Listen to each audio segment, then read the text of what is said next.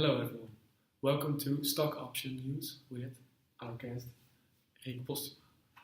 Today we will follow up the news of the takeover of the Dutch firm NXP. NXP is being taken over by a larger firm, Qualcomm. They both make semiconductors. And it's been in the news and in the headlines quite a while now. The most controversial part about this takeover is that the CEO, Rick Klemmers, will take away $400 million in options when the takeover is completed. But however, another controversial topic is not the stock options of the CEO, it's the stock options of the personnel. In this case, if the takeover is completed, the personnel and the employees of NXP will be able to divide $1.7 billion among all their employees. So if this is such a controversial topic and pension funds like PGGM are not accepting these kind of rewards, why do firms still use these rewards as a form of salary? We'll look into depth following this news article with the paper of Paul Oyer and Scott Schaefer. It's called "Why Do Some Firms Give Stock Options to All Employees? An Empirical Examination of Alternative Theories." Well, before we get into depth and explore this very interesting topic of corporate governance, we'll first go to the introduction of the paper. Then we'll briefly discuss the data. Then we'll look at the incidence of stock options, so what sort of firms use these stock options and how many times does it occur. Then we'll look at the calibrations of the models. This is a little bit technical, so I won't bother you with that for too long. Then we'll look at the results, the cross-firm variation, and of course we'll end with a really interesting conclusion on this topic. Okay, let's start with the introduction. The main research question in this paper is, why would firms give stock options to all employees, not just executives? The researchers, they formulate three theories on this question. The first one is about incentives. The second one is about sorting when hiring new employees. And the third one is about retaining the good employees, so keeping them with your company. I'll quickly go into depth with the three of them. The incentives, they think that giving broad-based stock options to employees will link employees' wealth to the value of the firm, and this might overcome agency problems and motivate the employee. The second one is about hiring new employees, and they say that option-based compensation might induce workers to sort into the most efficient employment matches. Firms can benefit from options by attracting optimistic employees. The third one is about retaining the good employees, and they say that deferred compensation will make it costly for employees to leave, and also options adjust to the outside opportunities of the employees when they go to another firm. The main takeaways is that they don't find empirical evidence for the first theory because the option grants are too small to provide strong incentives. The second and the third theory might be a combined justification of firms using broad-based stock options. They also find that broad-based stock options are more common at small firms, firms with volatile earnings, and firms with negative free cash flows. Okay, let's talk about the data. The researchers use three different sorts of data to test their empirical theories. They combine the data with the different theories. The first one is a survey from the National Center for Employee Ownership. This gives detailed info on salary and option packages of middle executive managers. The second one is all the publicly traded info from 1,000 random firms from the Security Exchange Commission, the SEC. And the third one is a survey from the Bureau of Labor Statistics.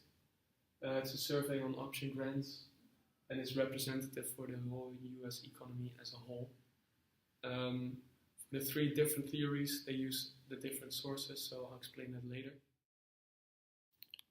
Okay, let's look at the incidence of broad-based stock option plans. From table 1, we can find that the first observation is that new economy firms grant more option packages to employees, as we can see from the 31.3 and the 34%. These are firms that are into computers, semiconductors like NXP. Another finding that we can find from this table is that the value of stock options plans is greater at firms that give any options, and any options we conclude or we define as firms that give option to non-owners or non-executive. So this is an interesting finding. And the last conclusion is that non-executive options constitute a significant majority of total grants. Okay, as we can see from table 2, and then especially column 2, column 2 shows the companies and firms with broad-based options from the SEC filings, from the 1,000 firms we have discussed before.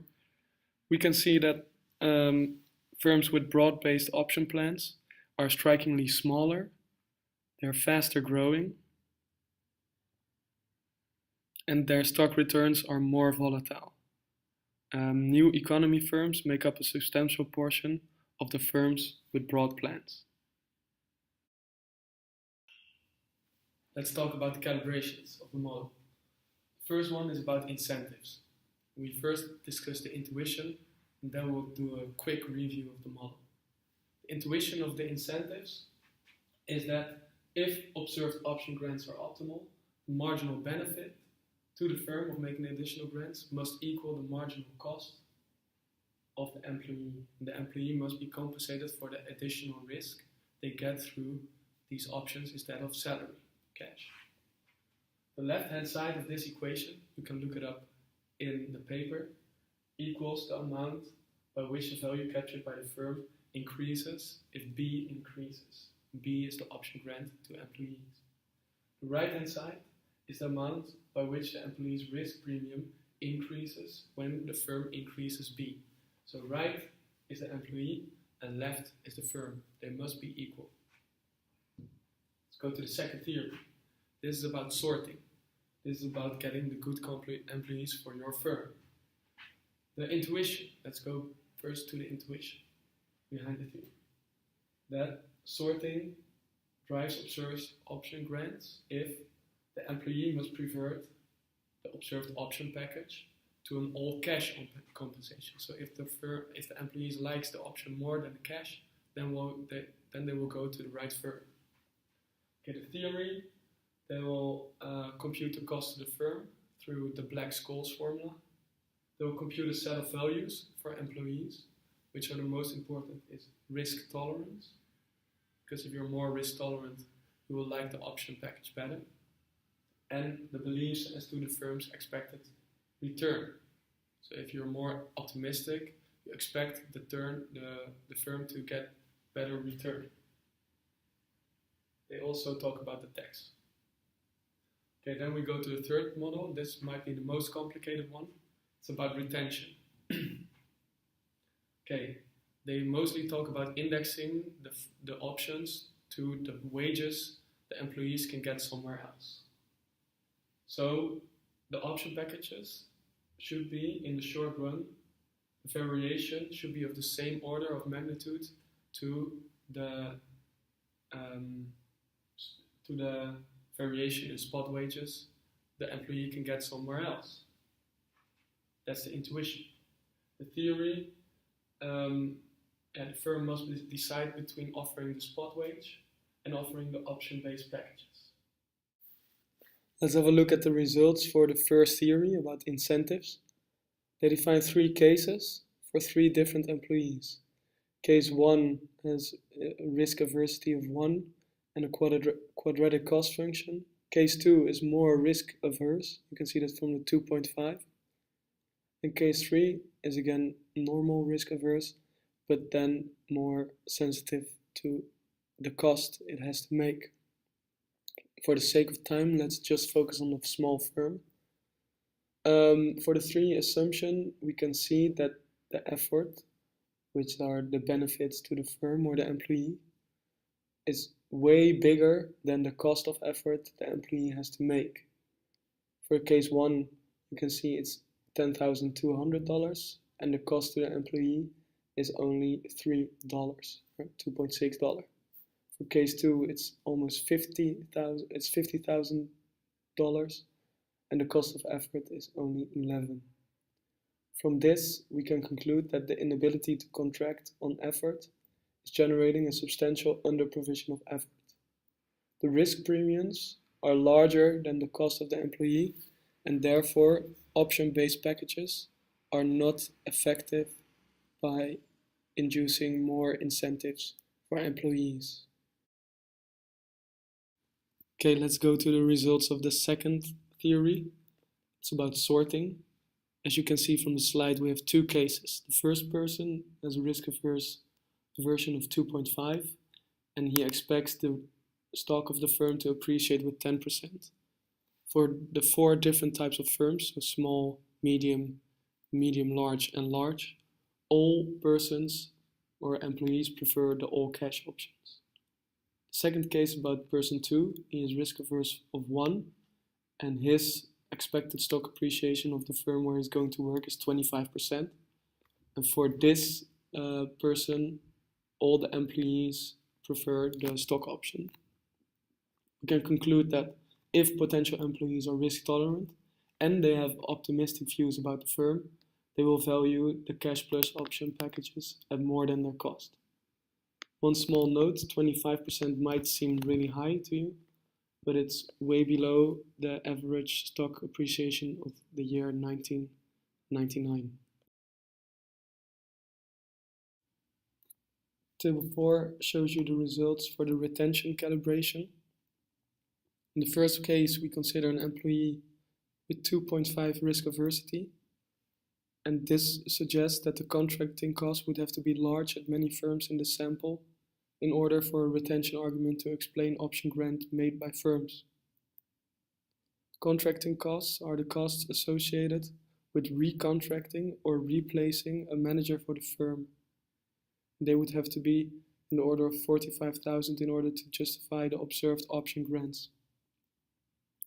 We consider this too high, so maybe if the person is more risk averse, these costs will go down. This we can see in the second and the third case, where we assume that the work is risk averse but less so. P is 1. This leads to much more plausible estimates of the turnover of renegotiation cost necessary to justify the use of options. The estimates suggest that firms benefit from using options even if they do not lower the cost of raising an employee's wage. You can see it from the costs that are 0 in case 2 and case 3 at the transaction cost.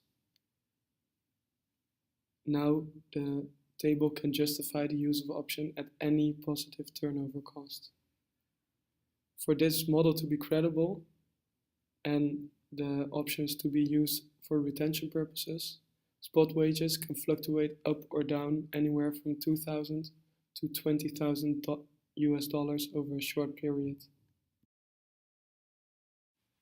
The last table, table 5, talks about the SEC option plans and the cross-firm variations. So what types of firm actually use these discussed option-based plans? The first thing that we see is that option plans are more common at smaller firms and new economy firms. You can see that from the yellow highlighted part in this table. The negative sign at the employees implies that a firm with less employees is more likely to use stock options. And the positive coefficient of new economy shows that a new economy firm is more likely to use stock options. The second finding is about the firm volatility. The positive coefficient shows that firms with volatile earnings are more likely to use stock option plans for their employees. The last finding that's interesting about this table is the industry volatility share. This is a positive coefficient, and this is in line with the retention model because it suggests that firms are more likely to grant options if these returns are more closely related to other firms that could employ their workers. To conclude on this paper, we have searched for the question why firms would use stock options as a form of salary to lower employees. We've used 3 different theories to give an economical explanation for this phenomenon. The first one is about incentives, the second one was about sorting, and the third one was about retention. We found that the incentives part could not provide an explanation because the risk premia the employees have to be compensated for is way higher than the cost they have to make in order to provide this extra effort. The second theories might serve as an explanation, but not on their own. They have to be combined in order to explain why firms use stock options as for their lower level employees. Thank you for watching. Good luck with preparing your discussion points, and see you next time at Stock Option News.